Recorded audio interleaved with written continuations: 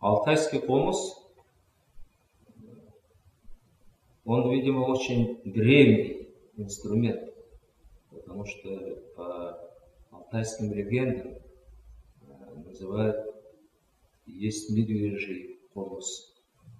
Однажды охотник увидел, как медведь на лиственнице начинает выдергивать щепку и слушать какие-то странные, удивительные звуки. Молния ударила на лиственницу, и она, в общем, расщепилась, лиственница, и он уже такой сухой листвя, он же за щепку возьмешь, он начинает звенеть. И охотнику понравилось, он не стал стрелять. Он уже придумал тогда деревянный хомус. Они были деревянные, он играл на деревянном инструменте, были тростниковые, потом уже, видимо, появились уже металлические инструменты. А я сам видел этот инструмент уже в конце 60-х годов. У меня брат Драш сакманил где-то в Кашагаче-Бельтыре. Самое высокогорное село нашей республики. У одного верблюдовода он сакманил и увидел этот маленький хомус. Ему так понравилось, что он приехал уже в Ангудае, начал клепать эти инструменты из литовок, из гвоздя, из проволоки, часы разбирал, там пружины использовал, ну разные вариации, потому что звуки, они были такие не актера. Но самое удивительное, это, конечно, литовка, из литовки, когда он начал делать. Он уже работал в это время в культуре, потом организовал ансамбль хомусистов, и они уже стали лауреатами всесоюзного смотра. Они в Москве 6 человек, они как раз от Брежнева Леонида Ильича получили именные часы все вот за этот ансамбль. Вот с этого момента активно начался вот этот процесс освоения хомуса, потому что она была действительно забыта в это время. И я тоже у него как раз взял инструмент и начал осваивать этот хомус. А потом у меня уже был такой классический учитель Иван Алексеев Якут. Я в Новосибирске, когда защищал кандидатскую, я ездил к нему и брал эти уроки хомуса, такие классические приемы. А после уже, он когда уже перестал работать, брат в культуре, Деня Сергей начал делать первые заготовки, как бы такой цивильный, такой интересный хомус. А потом он уже это дело передал уже Володе Попкину. Сегодня, я могу сказать, констатировать тот факт, что это наш алтайский хомус, самый лучший в мире хомус. Потому что очень распространенный и играет все, весь мир играет. Я сейчас покажу несколько разных приемов, как можно использовать хомус. Вот рассказывают, что женщины раньше играли на этом инструменте и доили коров, чтобы больше молока корова давала.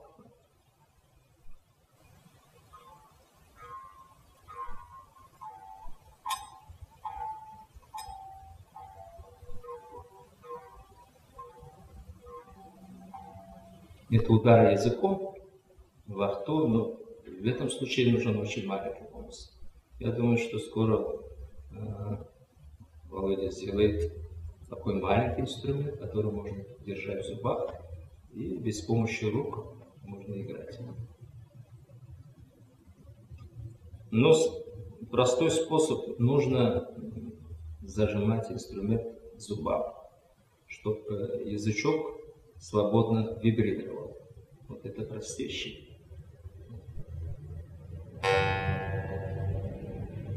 Удар обычно указательным пальцем, такой старинный народный прием. Эта позиция сразу закрепляется, вот щека представляешь, зуба приставил и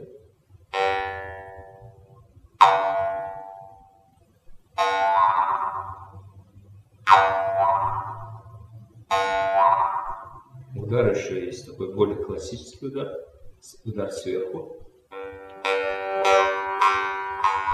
Используется полностью кисть или еще ладонь. Для красоты, для плавности используют вот разные приемы удара по язычку. А вибрация, естественно, идет за счет изменения диафрагмы, дыхание используется и язык.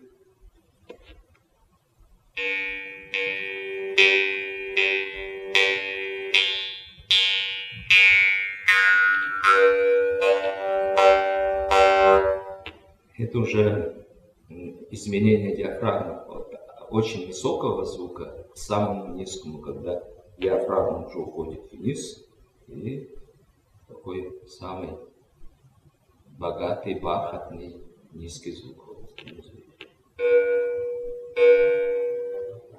А вибрации языком разные. Там лё-лё, ли, йо-йо. И в этом процессе получается разнообразие вот этих ритмических звуков.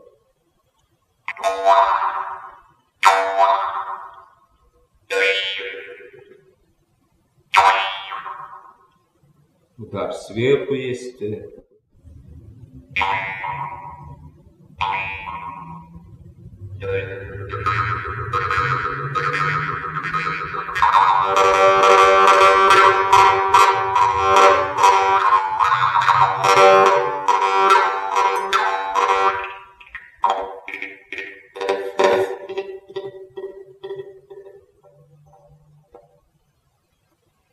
Есть еще такое народное пение с инструментом. Обычно говорят, сватают девушку.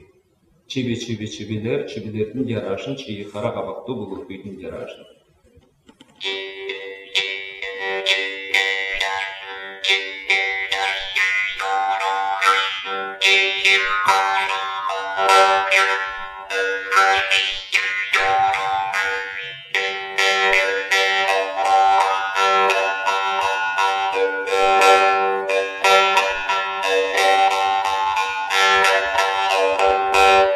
Алтын жүстік берейін, аларыңа көркейім. Күміш жүстік берейін, көреріңе көркейім.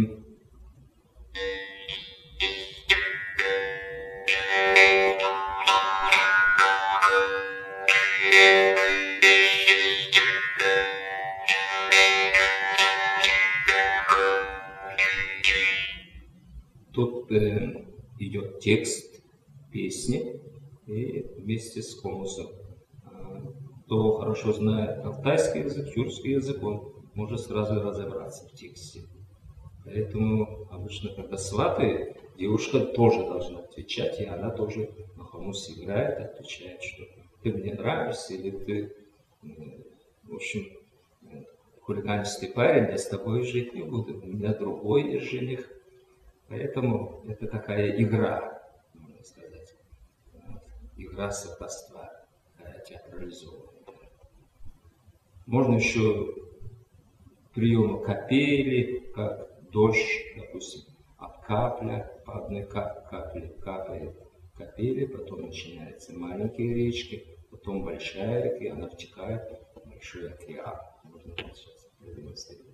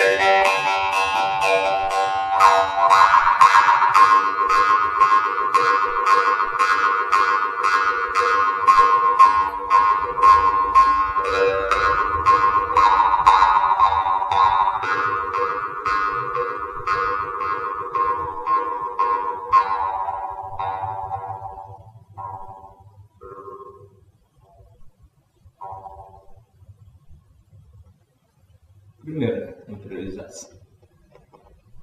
Есть еще вот басовый комус. Это тоже мастер Пупкин, он это делает. Это уже давно, это один из первых инструментов. Я использую горловое пение вместе с комусом. Сейчас многие мастера импровизируют.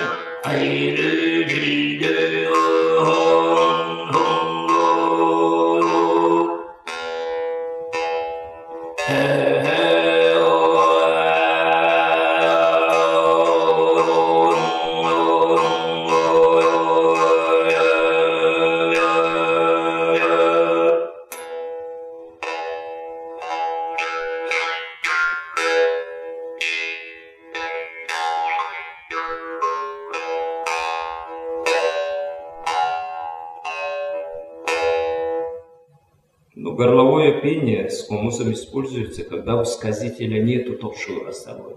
Он когда на охоте, он обычно с собой берет темир хомус. Сейчас используют еще сагатхай, разные виды пения горлового.